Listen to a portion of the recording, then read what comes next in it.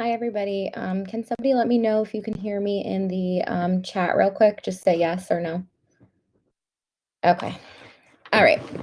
So this is a review for exam one. I have talked to Professor Pitts about the exam. I was also the tutor for last semester, so I kind of know, generally what she's looking for, but I don't have anything specific. I don't have specific review questions, but I basically made these slides off of important things that both, I felt were important, and I had asked Professor Pitts what she felt was important general topics.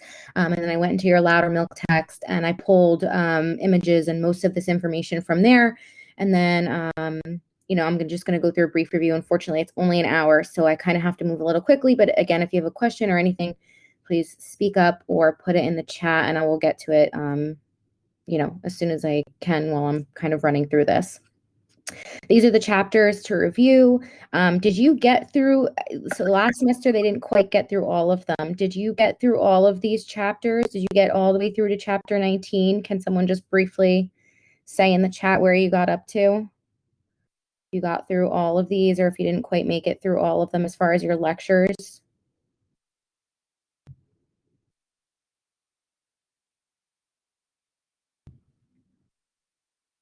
Okay. Yeah. Okay, great. So I have all of these topics covered for today. We'll go through them basically chapter by chapter and topic.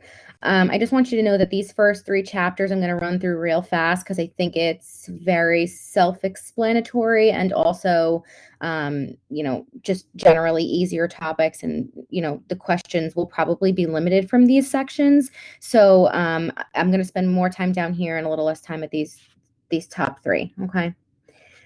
So key points for 21st century maternity and women's health, looking at the Healthy People 2020 goals that I know are in your text.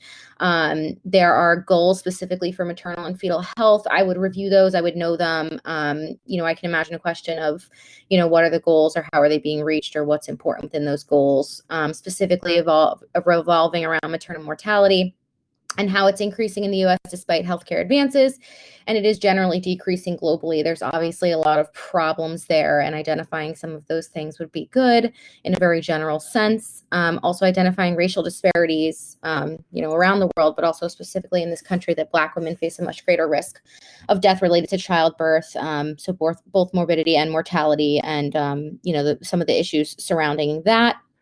The importance of interprofessional education, so nurses and doctors and midwives and nurse practitioners and all of those people kind of getting integrated together and caring for patients together in an interprofessional way, which you've learned in other courses, and the importance of those things, just remembering those and applying them to maternal health care. SBAR reporting and key elements, specifically maybe for labor and for delivery, and what those important things are, the time of the baby, the time of the placenta, things like that. And that general format of SBAR reporting. Biostatistic terminology, generally, again, just kind of going through it. I wouldn't, go too crazy. Family-centered care involving doulas, midwives, and nurses, and how each of those elements kind of tie in together to be important to overall 21st century maternity care. Knowing some key names in evidence-based practice, because that's all that nursing revolves around. So things like AWHONN, Cochrane, and the JBI. And then knowing Joint Commission and Sentinel events related to maternal health conditions. So these are not due to these sentinel events are not due to underlying conditions or natural causes. These are things that basically the healthcare system says should not happen, right? They are completely preventable and they should not happen, and they are marked as sentinel events if they do. And then just your standard of care as far as a nurse is concerned within your scope and definition and importance within women's health. These are some of the important biostatistic terms that if you're going to review them briefly, these are the ones that I would focus on. You could see maternal mortality rate is in here, neonatal mortality rate, and understanding the impact that this has on the overall health of our society and our country and all the other things that they calculate to decide how healthy our country is. These are the Healthy People 2020 Maternal, Infant, and Child Health Objectives. So some of the big ones at the top, you could see that mortality rate for infants comes up again, reducing the rate of maternal mortality comes up again. So those kinds of redundant things that you see over and over again are the things that, might pop up on questions. Reducing preterm births, increasing the proportions of mother who achieve recommended weight gain, all of these kinds of things for healthy maternal outcomes are important. Going right on to the family and culture, making sure that you understand the definition of family is very fluid. It's nuclear, it's non-biological parents, it's married and blended families, alternative families. There's lots of different definitions, understanding how you work with that within, your nursing scope, and also family nursing, meaning that you might have one patient or technically two if you have mom and baby, but integrating that infant into the family is all part of family nursing. Culture and cultural knowledge, you've heard this over and over again. Just make sure you understand the basics of applying that to expectations about childbearing and how there's different, traditions and different things that people do around the time of labor and birth that could be important, and ethnocentrism versus cultural relativism. Again, applying that to, cultural competency, cultural knowledge. Right here, again, cultural competence comes up, all integrated together with the importance of communication and understanding risks to vulnerable populations, and the continuum of care, which is really, antepartum before they have the baby, intrapartum while they're having the baby or while the baby is being born, and then postpartum, right? Because that's the whole continuum of care and looking over that. These are some cultural considerations that you can look over. I thought this was a good box just to kind of remind you of those important key elements and questions that you might be able to ask. And this is the perinatal continuum of care that I was just discussing. So preconception, all the antepartum, first, second, and third, labor and birth, postpartum and newborn, and how all of that is integrated with the locus of care and the intensity of care, and realizing that it's really not 9 months, it's really more like 12 to 14 months for each woman. So just recognizing the importance of each of those elements. Nursing and genomics, I would just go and remind yourself of genetic terms that you might not, have thought of in a little while, but genes, genetics, the genome, epigenetics, just basic definitions, just to make sure that if you see it in a question, you're not stumped just by a word. The family pedigree comes up as significant and important with, maternal and fetal health, because we're thinking of, things that can be passed on to the baby if the mother and the father have traits. So thinking of something like sickle cell trait, and if the mother is a carrier and the father is unknown, maybe getting that father tested to be able to know if he's a carrier, to see if the baby's at risk for having sickle cell disease. And that's, they kind of work through a family pedigree in that way. And they do gene identification and testing, right? So that goes right into the carrier screening, like I was just talking about, maternal serum screening, fetal ultrasound, chorionic villi sampling, amniocentesis, etc. Genetic testing in pregnancy and the influences. So some people choose to do them, some people do not. The importance of them, again, very basic. Genes and chromosomes, again, very basic understanding. Dominant versus recessive, those little things I would just remind yourself of. And one really important abnormality that comes up again in your textbook and will come up throughout the semester because it's such a significant, and widespread, I don't want to say issue, but abnormality chromosomally is the abnormalities of chromosome number 21 leading to Down syndrome. And just being able to know that off the top of your head if you had to give an example or something. And then genetic counseling. This is something that's actually ideal to happen pre-conception. Okay, so a lot of people think once they're pregnant, but it's really something that you should know, should be referred to if you think it's necessary for a patient, or if you're talking to somebody, that it should be done preconceptually. This is just a quick quote on genomic medicine and what it is, an emerging discipline that involves using genomic information about an individual as part of their clinical care. So basically understanding their genetic background to understand what kind of care you should provide, and the health outcomes and political implications of that clinical use, which obviously goes into more deep stuff, but just having a basic understanding of this genomic medicine and how it's developing and how it's becoming integrated into nursing is important. And then this is, I just put this box here for Down syndrome and the family living with a neonate with Down syndrome, because I feel like that kind of flows through all three of these sections as far as understanding what kinds of problems the infant might face, what the outcomes might be, what we can do as nurses to help, and the rationales to that. So I could just see a question coming up about about that specifically with a Down syndrome infant. So those are the three quickest sections. Does anybody have questions or concerns or anything about those three brief sections? Again, very brief, very basic, very nothing crazy.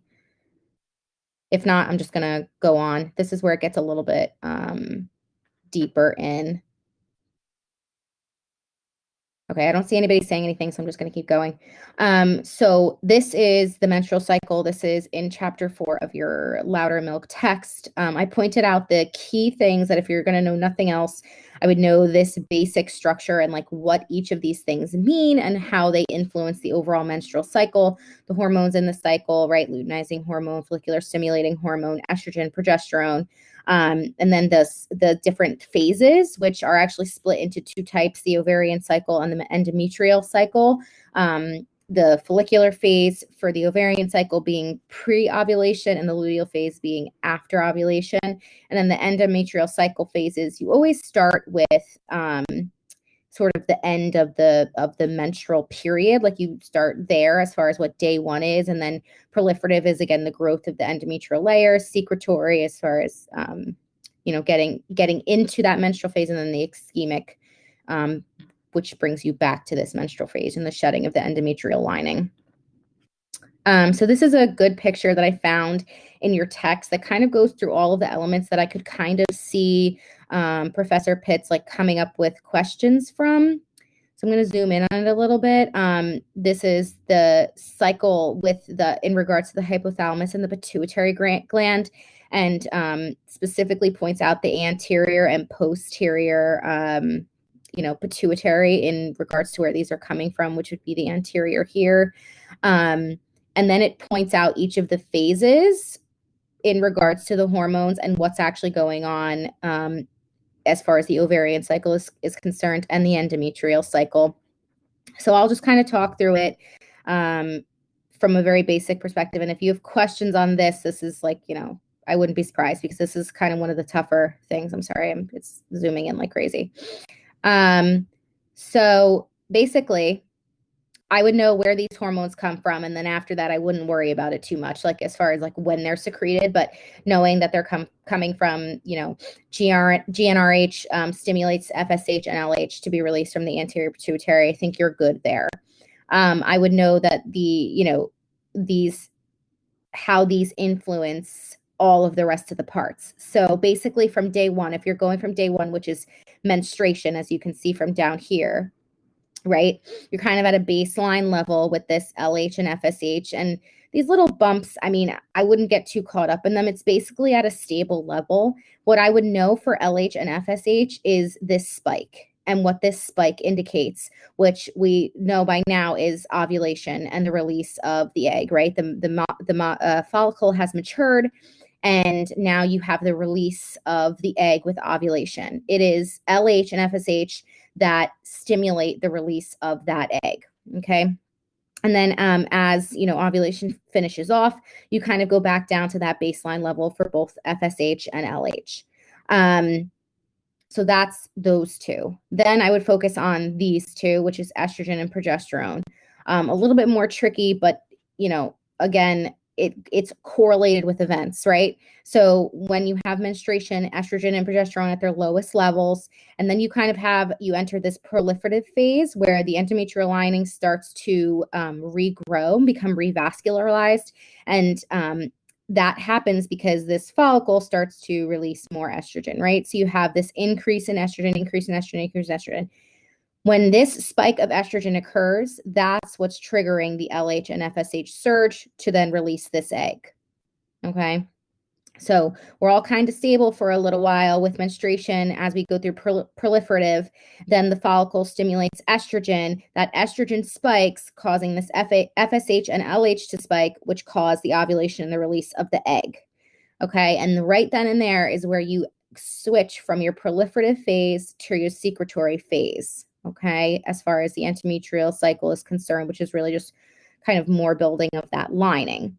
Estrogen at this point kind of goes back down, along with where you could see LH and FSH both go back down. And now you have the development of this corpus luteum, which is basically, not the egg itself, but this portion that goes, starts to basically disintegrate. Okay, so as this corpus luteum sits there for a while, it starts to release progesterone and some estrogen again. So you kind of have this secondary spike of estrogen, but it's not quite as big. And you also have this secondary spike of progesterone. But as the corpus luteum degenerates more and more, you lose those levels of progesterone and estrogen. It's when you completely lose those levels of progesterone and estrogen and they return back to this basal rate that you have that menstruation, right? And as the levels go down, that's why it becomes ischemic and it's not as vascularized, and that's what's going to lead to that shedding and that menstruation. And then you go right back to day one. Okay, so technically they're saying that their day one starts here, but if you can imagine in a cycle, this is 1 through 5, this is also 1 through 5. So then you go right back to the beginning and loop all the way through here. So key elements that I would know, the meaning of this LH and FSH surge and what it causes, which is ovulation releasing of the egg. The reason that the estrogen spikes due to the maturing follicle. What hormones the corpus luteum secretes and what that causes as far as the continuation of the secretory phase. And with the degradation of the corpus luteum, the eventual ischemic phase and menstruation. And it all goes back to the beginning again. So each of the spikes know what they mean, what they're caused by, and then what they do, and then where each of the hormones come from. So the estrogen really comes from the follicle here, progesterone, and some of the estrogen comes from the corpus luteum here.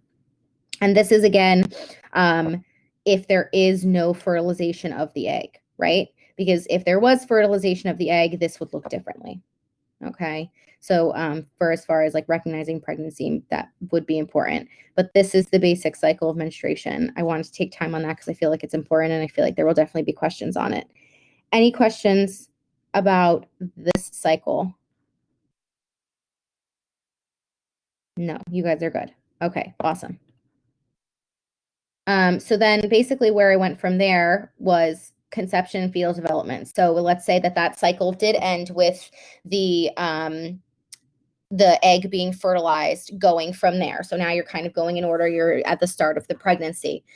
Definitions I would know. Some of them you've seen before, like mitosis, meiosis, zygote. I would know those. I would review them and make sure you just have a basic understanding. In addition with conception, oogenesis, which is the formation of the eggs, right?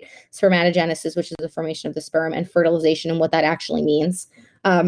Definition of an embryo, which is within a specific timeline from day 15 to week 8, and then transitioning into the fetus. Teratogens, the definition and the period of highest risk. So there's a kind of a chart in your book. Sorry, I thought someone was trying to say something. There's a chart in your book that points out when different teratogens, which are basically like poisonous substances, there's so many of them. There's like drugs, there's also like different poisonous gases in the air, all those kinds of things.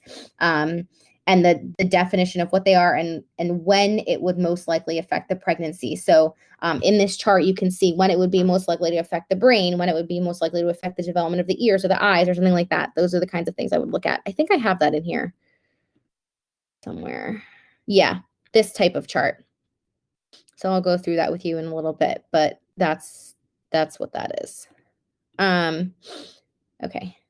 And then knowing the membranes, being able to differentiate between the chorion and the amnion, and just literally looking at that anatomy itself. The amniotic fluid, its role, its importance, which is obviously like protection of the baby, and how it's formed is both through the placenta and through the baby itself. And then the general volume and volume abnormalities that you might see in the amniotic fluid. So either polyhydramnios or not. The umbilical cord, and I put here AVA because those are the three. I'm sorry, there was a question for teratogens. We need to know what happens to the baby, correct? Yeah, so I would know like generally what teratogens can do, and if she pointed out specific ones in class, I would know those and like what they can do. What I was talking about here is when it might affect it more, right? So if there's teratogens that are introduced very early in the pregnancy, we know that the central nervous system is really key at this time, and it's very likely to be affected. If you're talking about, something like the heart, and when the heart is being developed, anywhere between weeks like 4 and weeks 8, those teratogens will affect those kinds of things. So that's kind of what I'm getting at with that, like what it might relate to. It's usually the earlier in pregnancy, the more at risk you are, which you can see where all these red lines kind of overlap. So I put here for the umbilical cord AVA because this is a good way to remember the artery. It's artery, vein, artery within the umbilical cord. So there's 2 arteries and 1 vein. That always ends up being a question somewhere. So that's how I remember it, is by AVA, artery, vein, artery. There's 2 arteries and 1 vein within the umbilical cord. And then that transitions you kind of into the placenta and how it works. Because this system with the 2 arteries and the 1 vein is how both waste exits the baby and goes into mom to be either cleaned up or disposed of. And this is also how oxygen and nutrients and everything else gets to the baby from mom. So going through that kind of review is good. And then HCG and HPL are good ones, are good hormones to know, human chorionic and placental. What are they and what do they do? Why are they important? HPL coming from significantly from the placenta, and HCG being important for the all-important pregnancy test.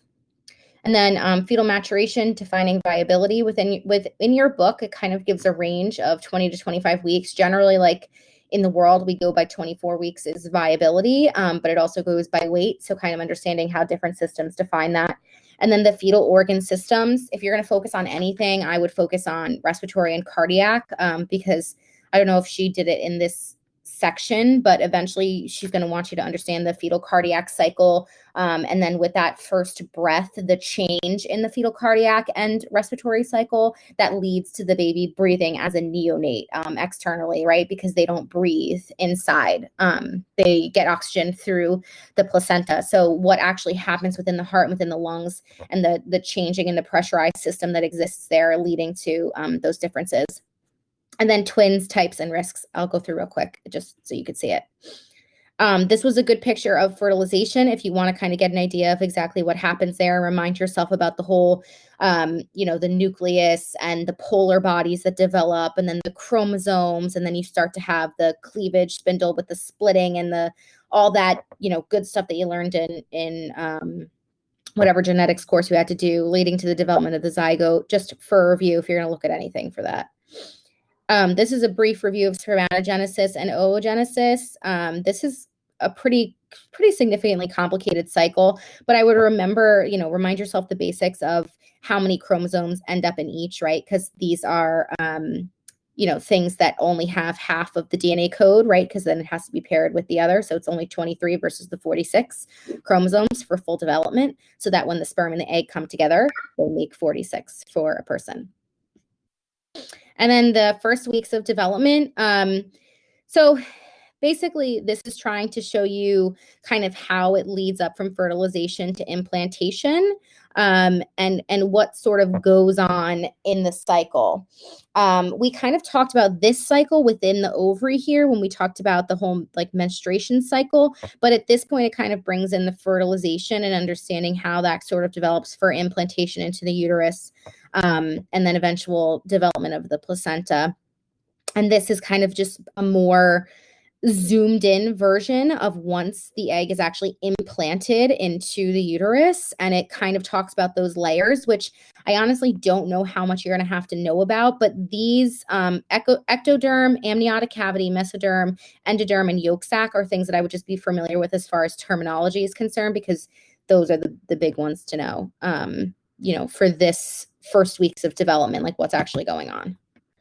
And this chart we kind of talked about already because I went through it, but just knowing these critical parts and when teratogens are most likely to affect what in the fetus.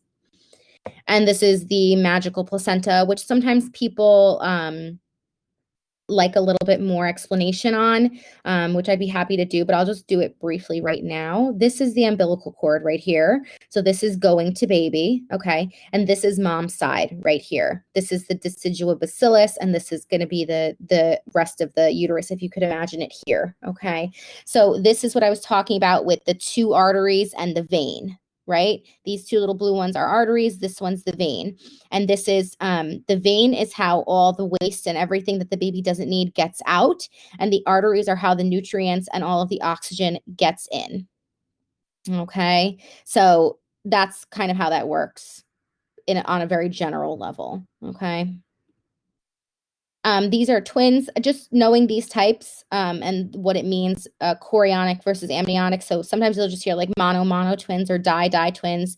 Just understanding what that means. It's a reflection of the sac and the placenta, right? So this is one sac, one placenta. This is two sacs, one placenta. This is two sacs, two placenta, one placenta. It's technically two placentas, but they're fused. And this is two separate sacs, two completely separate placentas. So the most likely to be viable is the di-dis. The least likely to be viable are the mono-monos. Anatomy and physiology of pregnancy. Lots of different things happens here. The biggest thing being the uterus and the changes in size and shape and position and how that's relative to the rest of the body. Where does the appendix go? Where do the lungs go? Where does the heart go? Everything gets pushed in a direction. So kind of just knowing and seeing that anatomy. And then matching those changes to the signs and symptoms of pregnancy. So think shortness of breath, what's going on? The baby is literally taking up the room where the lungs should be, right? So that explains the shortness of breath in pregnancy. Quickening is that first feeling of fetal movement, typically happens at 14 to 16 weeks gestation, just an important milestone to know. The cervix and the Goodell sign, which is that bluing of the cervix, which can help define a pregnancy. The vagina and vulva and the Chadwick sign, as well as leukorrhea, early signs of pregnancy. The breasts become enlarged with darkened areola and nipples, which is obviously in preparation for things like colostrum, which develops early in pregnancy around 16 weeks, and then the eventual development of milk and milk ducts.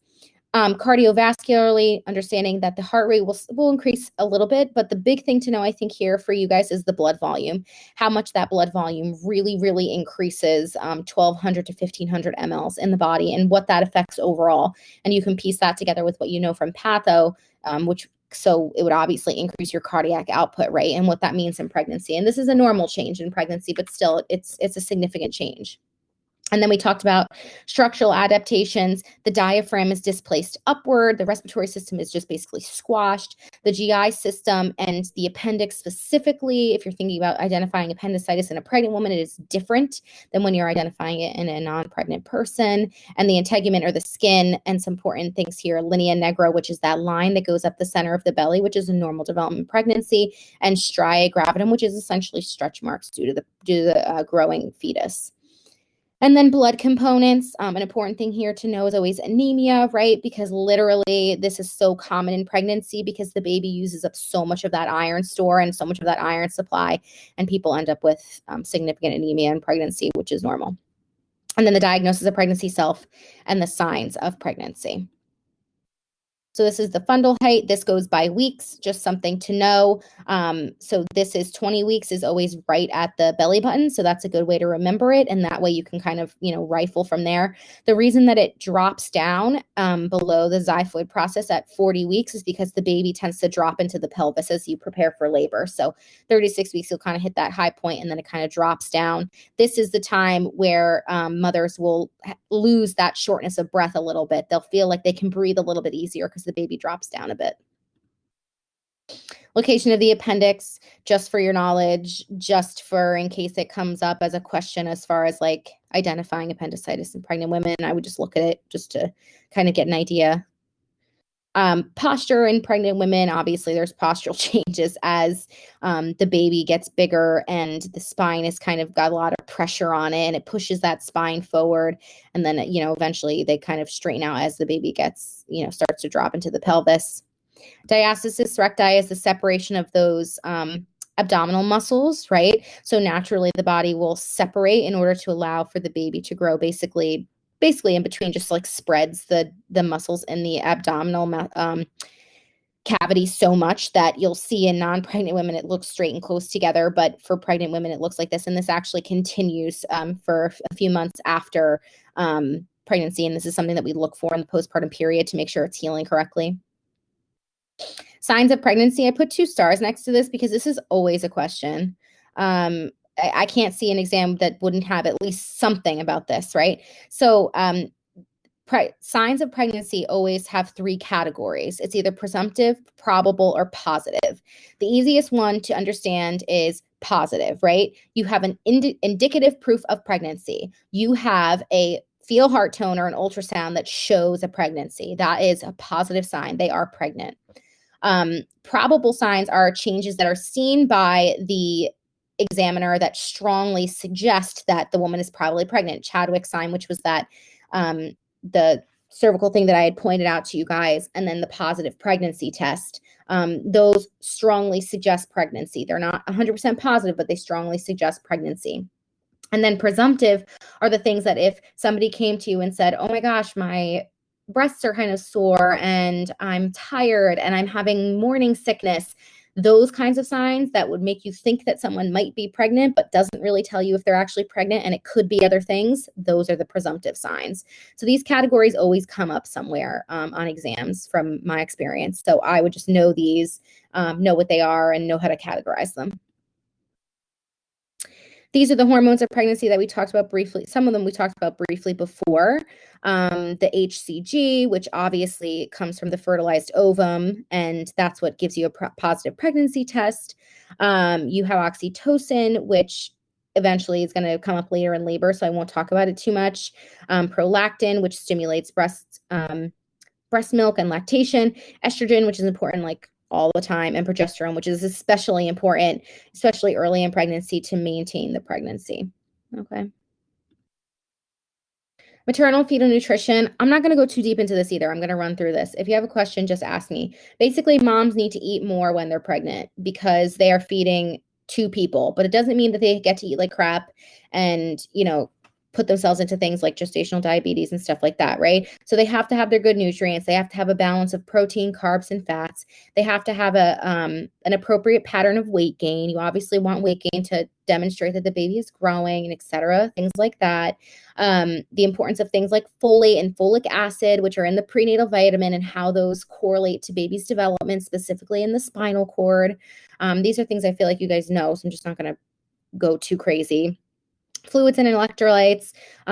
There's an increased need for sodium, which is just, again, related to like development, and potassium is more likely to be lacking. So, this is just something you can have patients know. Vegetarian and vegan diets, and how we have to be careful with things like anemia, right? And making sure that they're getting enough protein, getting enough iron, to make sure that they don't go into something like anemia. And nutritional related discomforts in pregnancy. These are the ones nausea, vomiting, constipation, and pyrosis, which is heartburn, which people always make a joke that baby's going to have a lot of hair if you have a lot of heartburn. I haven't really seen that come to fruition in my experience, but that is a thing. And adolescent pregnancy nutrition considerations would basically be that adolescents really always need more nutrients in the first place because they're still technically developing themselves, right? So considering that addition on pregnancy. This is something I would just know for appropriate weight gain in pregnancy. So this is based on your BMI before you're pregnant, right? If your BMI is normal, you can expect your recommended weight gain is somewhere between 25 and 35 pounds, normal, like expected for your pregnancy. But if you're overweight or it's a little bit high, which is indicated by these BMIs, then you should gain some still, but a little bit less. Even obese women and people that are bearing children that are considered obese by their BMI should appropriately gain 11 to 20 pounds in pregnancy. This is just an assessment of nutritional status. If you wanted an example of how you can assess those things and some things you might look for, I would just go through that if you had any confusion about that. These are ways to manage nausea and vomiting, which comes up a lot with people. The biggest tips that I hear people saying, to pregnant women is eating small amounts, eating small meals, but very frequently. So every 2 to 3 hours, having a small meal, not eating meals that are too big, eating dry crackers or starchy foods. When you wake up early in the morning, some people say even right before you get up in the morning from bed, like eat a little bit of crackers or something. Breathing fresh air to help release the nausea. So going outside, eating foods that are at cooler temperatures and that give off a little aroma, and avoiding spicy foods to help. So there's more of them here, but the ones that I see here most commonly are this first one, eating small amounts, and yeah, avoiding spicy foods. All right, this is labor and birth. This is where like the crux really gets in. Things I would know about labor and birth: the 5 P's, the passenger, right? The baby, passageway, the pelvis, powers, which is the strength of the contractions in the uterus, position, which is position of the baby, and the psyche, which is the actual psychological state of the mother, how those are important and how they influence the labor and birth process. The fetal presentation, the presenting part, we know that vertex is head down, right? But there are other options. I'll go through them real quick in a second. Fetal lie, which is always according to the long axis of the mother. I have a picture on that too, so we'll talk about that. Fetal attitude is all about flexion, right? So if the chin is nice and tucked into the baby's chest, then it's well flexed. But if the chin is upwards, it's considered not flexed, right? And what that means for labor and birth. The fetal head itself, and the fact that the bones and the sutures are not molded together yet, right? So, which allows them to come through the pelvis. The different kinds of pelvic types. Obstetric measurements I wouldn't go too crazy about, but just knowing, the importance of the pelvis and the dynamics and how the baby gets through. The stages of labor, so being like, latent phase and then active phase. The mechanisms of labor, which is literally how the baby goes down all the way through, which I have a slide on as well. Fetal adaptations to labor. Sometimes we know the babies don't adapt too well, right? And it doesn't go so hot, but a lot of the times they do adapt. And endocrine changes leading to labor. This is what, Jacqueline, you were talking about, right? Endocrine changes leading to labor. Decreasing levels of progesterone and increasing levels of estrogen. This is kind of what starts that trigger here, okay? And prostaglandins and oxytocin. So hold on, because I'm not sure if I had a slide on it, because if I have a picture, it might be easier. No. Okay. So here's basically what goes on with triggering labor. What goes on first is this kind of trigger with the prostaglandins, which kind of starts to happen as the cervix starts to like ripen or break down and soften, and the prostaglandins are released almost like an inflammatory response, right? Which kind of like triggers this whole thing that starts to kind of like brew. And women will sometimes say that like, oh, I've lost my mucus plug in this phase, and that could be a sign that they're going into labor. It could also be a sign that it could be a few days before labor. It doesn't mean that they're in labor immediately, but that breakdown of that tissue and all that stuff is really an inflammatory process that kind of triggers this whole, okay, labor is going to kind of start at some point. Okay. And then progressively those levels of progesterone and do prostaglandins cause the water to break? No. No. Nothing really causes the water to break, aside from the pressure of the contracting uterus on the membranes themselves in relationship with the pelvis and the baby's head. That's more of a mechanical thing. When I talk about the mucus plug being released, just because the mucus plug is released doesn't mean that the water is broken. No, I mean it is and it isn't, right? Because oxytocin is the hormone that causes those strong uterine contractions. So I guess you could argue that oxytocin causing those uterine contractions, putting pressure on the baby's head and the membranes, is what eventually causes the water to break. But in reality, it's more of a mechanical thing than it is a hormone related thing. But just to go from the beginning, those prostaglandins are breaking down that cervix. That's what's causing an inflammatory response, which is kind of triggering early labor. Then as those levels of progesterone are going down and the levels of estrogen are creeping up, as the release of those prostaglandins are happening, you're going to start also triggering oxytocin. And as the levels of oxytocin go up, that's when you're going to start getting contractions, because oxytocin induces contractions. And that's when you enter that kind of first stage of labor, that early stage of labor, which could go on for days to weeks. And then, you basically go from there with increasing levels of oxytocin and eventually end up in a real labor pattern with cervical change, and they're actually in labor. So that whole like first early part with the triggers of labor, with the prostaglandins and the inflammatory response can take a long time. And it kind of just happens progressively, and eventually those oxytocin levels go up enough to cause strong, regular contractions that, trigger labor, like an actual labor. Jacqueline, does that answer what you were like thinking? Okay, perfect. So this is fetal presentation. This is something just to know. This is mom's pelvis as if you're looking down at a person, right? So her back and her bottom would be here and the front of her would be here, but you're looking down at her pelvis. And the way that we decide where baby is based on her spine. So the back of this baby's head is to the right of mom's spine, right? So the back of the baby's head's to the right. You can see that. And then this one, the back of the baby's head is to the left. That makes it left.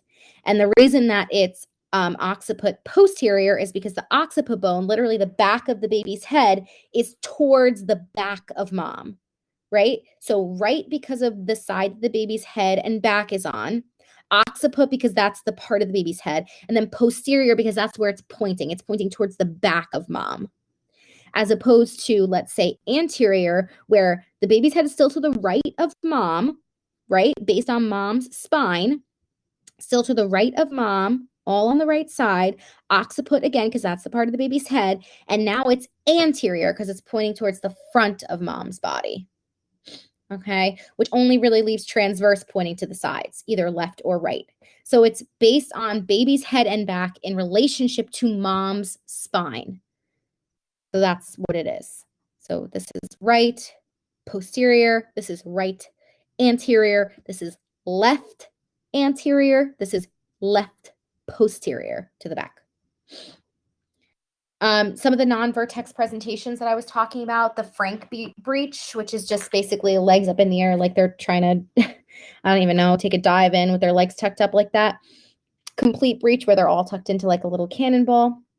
Shoulder presentation or transverse where their shoulder is basically dipping into the pelvis, and single footling breech. This is an emergency. The foot has extended through the pelvis and into the vagina. Not so good here. Emergency. But yeah, these are other presentation options. We all want vertex for vaginal delivery. This is what I was talking about with the flexion of the head and the attitude. Ideally, the baby's in this kind of vertex presentation where the whole top of the head is showing here and it's tucked, and that leaves the smallest diameter that has to go through the smallest diameter of the pelvis, right? So it makes it basically the best fit. When the baby's not well flexed and it's kind of like in this sinciput presentation, which is representative because you could see the sinciput of the baby here at the top. It makes it a little bit harder because there's a wider part of the head that has to fit through the narrowest part of the pelvis. And then this is the brow presentation where the baby is completely not flexed at all and is completely extended. And this is almost like never going to work, as you can see, because the largest diameter of the head is now much bigger and it has to go through the smallest part of the pelvis. It makes it much more challenging. So we always want babies nice and flexed in vertex. Fetal station is something you might have heard before. As the baby descends, it kind of, goes all the way down. So in early labor, they kind of usually start somewhere around here. The tip top of the baby's head is up here, somewhere at -3. And then eventually when they're ready to push and they're feeling rectal pressure, they're at like +1. And this is part of the cervical or vaginal exam during labor. Maternal pelvis, there are types. I would review some of these like elements of the pelvis because it's all important for the process. And I would just review these types. The most common is gynecoid, and the least likely to be successful for vaginal delivery is the platypoid. And then these are some of the signs preceding labor that we sort of talked about. Lightning is I know it's kind of counterintuitive, but lightning is when the baby kind of drops into the pelvis. And the reason it's lightning is because they feel like they can breathe. So it feels like a weight was taken off their lungs, right? Like I showed you the 36 weeks is all the way up at the xiphoid process, and then 40 weeks it kind of drops down. That's the lightning, where they kind of feel like they can breathe. The return of urinary frequency because the head drops back into the pelvis and, puts pressure on the bladder. Backache is a common early sign of labor. Braxton Hicks are like those fake little contractions. A little bit of weight loss, surge of energy, which you might know is like nesting. They all of a sudden want to clean the house, have the house, whatever. increased vaginal discharge, which is from those prostaglandins working on the cervix, working on that area of the body. You're kind of having this mucousy discharge from that change and a little bit of bloody show. Cervical ripening is the softening of the cervix, right? Because it starts nice and it starts kind of like hard and closed, and it goes to soft and open. And possible rupture of membranes, like we were talking about, as the contractions happen, and then eventual breaking of the water. Sometimes this happens before labor, sometimes it happens in labor, and sometimes we have to help them do it so that we can get their labor to finish off. Cardinal movements of labor, I would just know these. Just go through them in your head and just go all the way through and understand how the baby turns and makes its way out from descent to eventual extension and delivery. These are the physiological changes. This is the box that I got. The heart rate increases slightly and the blood volume increases significantly, but these are other physiological changes that I would just kind of know. You know, they're relevant. Respiratory rate increases for obvious reasons, right? White blood cell count increases for obvious reasons. Those kinds of things, just knowing them, going through why, that's important. And then we end up in maximizing comfort. Any questions about the labor and delivery section before I run through this? Okay, I don't see anybody. So it's not just the epidural in big capital letters, because it's not. Understanding pain in labor, what it's from, how it presents, when it presents, and what it might mean. You know, that's part of our jobs as nurses, is being understanding and being able to reassure women that, you know, this pain that you're having might be very painful, and pain can be scary, but it is normal. It's part of the process. This is supposed to say common areas of pain and why. I'll go through that with an image in a second. All the things you've ever learned about pain are relevant here, right? The perception of pain, the cultural influence of pain, and the intensity of pain. Some people don't even like to call labor pain pain. They just like to call it intense or intenseness or tightness, because that makes it easy for them to process that it's a normal thing. Sometimes pain is harsh for people to kind of communicate, so they just kind of describe it as really intense. So understanding things like that, you've learned all of these things in the past, so just reviewing those things as they relate to labor.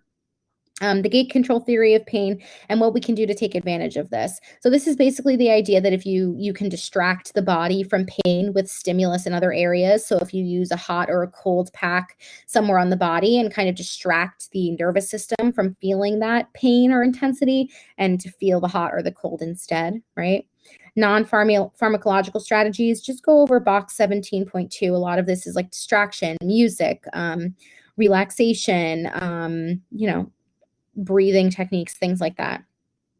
And then pharmacological control and, you know, what can be done. So including the epidural, and then types of anesthesia, including, you know, some of the IV medications that women can receive in labor, when they can receive them, when it's safe to receive them, and, you know, what they help them with, how long they can help them, etc. So this is some of the common areas of pain. This kind of goes through like as labor is progressing. So in that early stage of labor, right, having pain in that like lower abdomen, it wraps all around the body and it's heavily in the back. Okay, that's kind of where it all starts. And then as it develops, it drops a little bit lower, which makes sense, right? Because baby's dropping lower. They might start to have some perineal pain, you know, generally in the vaginal area, and the back is still pretty prevalent. Okay. And then as you go to the actual second stage and delivery of the head, the pain is really not focused in the abdomen and the back anymore. It's mostly focused downward in the perineal area. This is one of the boxes that I was talking about that can, you know, you can use for support and, you know, supportive measures in labor. So creating a relaxing environment, use common cooperative approach, common confident approach, give nourishment, assist with personal hygiene, right? Changing a woman's pads can make her feel so much better when she's in pain and she's uncomfortable and she's worried, and just doing those little things to help her feel encouraged and supported. Lowering the lights in the room. So it's not all medication. It's small things you can really do. And doulas are kind of professionals in these things. So, you know, that kind of thing. And then this is an explanation of the epidural, the spinal and epidural anesthesia. So for a vaginal birth, generally they have an epidural, and it kind of blocks more so from like the belly button down. But the spinal epidural, which goes obviously, as you can see, in a different spot, it really goes into that subarachnoid space. rather than just staying in the epidural space, that blocks more. It blocks from right up under the chest all the way down to the feet. And that's for cesarean for obvious reasons, right? Because it's surgery. But for a vaginal birth with an epidural, the epidural would be in the epidural space, and it kind of blocks more so from like here to here rather than all the way up to down to their toes. Just kind of a thing to know as far as that's concerned. And then knowing the importance of hydration before getting an epidural, the possible risks of an epidural for mom and for baby, being able to explain that to your patients. Okay, this is the nursing care. What's important here? Onset of labor is difficult to call. Being home is generally best for early labor. Fetal heart rate patterns reveal the fetal response. I don't think you guys got to fetal heart rate patterns yet, but you will. But the nurse is responsible for monitoring. Assessment of the urinary output and bladder is essential, right? Because this is representation of hydration for both mom and baby, and how the kidneys and everything like that are doing.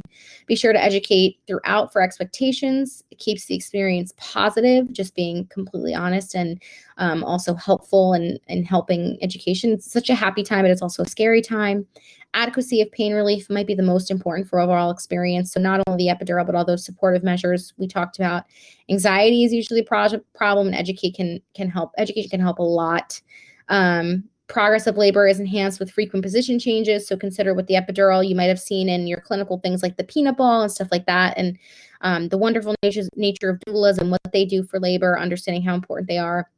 We talked about cultural beliefs and expectations, might be part of their birth plan that they want a certain prayer said when the baby's born, etc. The siblings, if they're present, types of pushing, advocating for your patient as always, which in the past has led to things like reducing episiotomy rates, understanding signs of placental separation, which are really like the lengthening of the cord, that little gush of blood, a feeling to kind of bear down, things like that. And then the fourth stage, making sure you know to address fundal, which is after the baby is born, which is addressing fundal tone, lochia, and vital signs and what you might expect. And those are the kinds of things that you should go through. I liked this box for differentiating between true labor and false labor. Some women go through a lot of false labor before they really go into true labor. So differentiating those things is always good. And then this is the maternal fetal triage index. You'll probably hear this a lot. I don't know if you'll need to do it for your exam or anything, but this is just kind of a good way to know what needs urgent attention versus what does not, because in labor and delivery it gets very busy very fast and very quick, and we need to decide what we're going to do and who we're going to help and who needs to be seen. And then this is your phases of labor that I talked about before. This is all the first stage, which is all before pushing. Second stage is delivery. Third stage is delivery of the placenta. So this is the early phase, the 0 to 5. And this is the active phase, which is 6 to 10. So this is usually the longest part, can take like 24 hours, can take a really long time, especially if it's an induction. And then the active phase is where it kind of starts to speed up a little bit more. The pain gets a little bit more intense and you get closer to delivery of the baby. Nursing assessments, I would just review this chart, understanding what you need to be looking for with each phase and how often you need to be keeping track of everything. Basically, because the early is a little bit longer, you assess less. But as you go into the active phase, you assess more because you're getting closer to delivery. Third stage is the delivery of the placenta, which has two basic methods, right? It's either the smooth side is presented first or the rough portion is presented first. And there's names for that as far as like Dirty Duncan and the smooth side. So knowing those two, and that's just my reference. I rushed through the end a little bit just because I want to give you guys a few minutes to ask questions if you want to, or if you want to go through something a little bit more in detail. We only have an hour, so it's hard for me to do like a really extensive review, but this is what I feel is most important to kind of go through and know.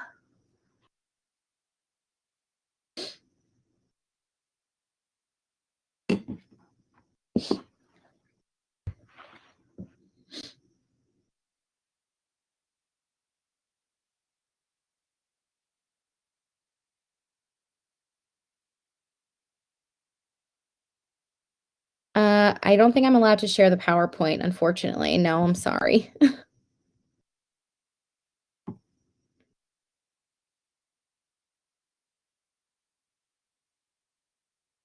talking about placenta?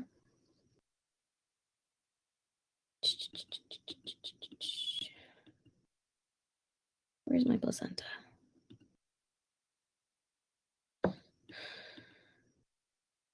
Yeah, exactly. The session is recorded.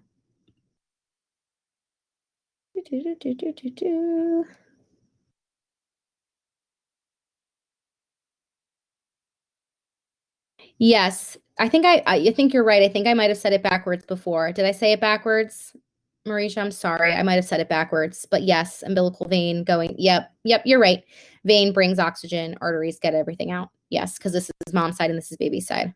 I'm sorry. When I'm talking so fast, I get like a little round in circles, but this is mom's side, right? So this is where the waste goes out.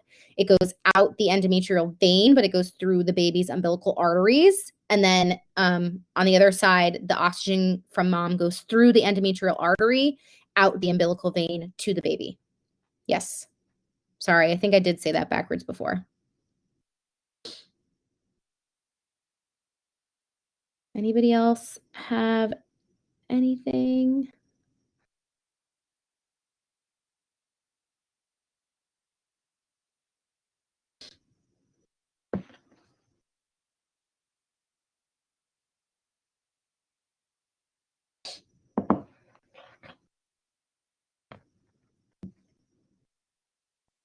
I will have another, I won't have another exam review because your exam's tomorrow, right?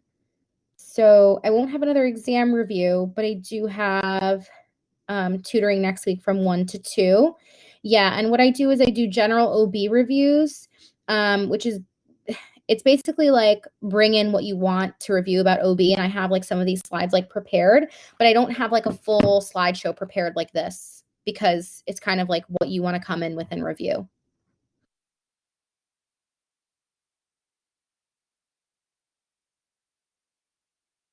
Of course, you guys will do great.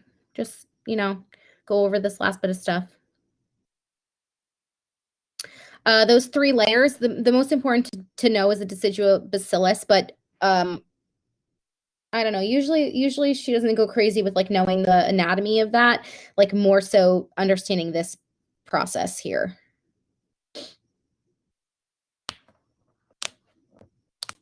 Yeah, know the 3 names, but I wouldn't go crazy. Alrighty, guys. I'm gonna give, another 30 seconds and then I unfortunately have to sign off.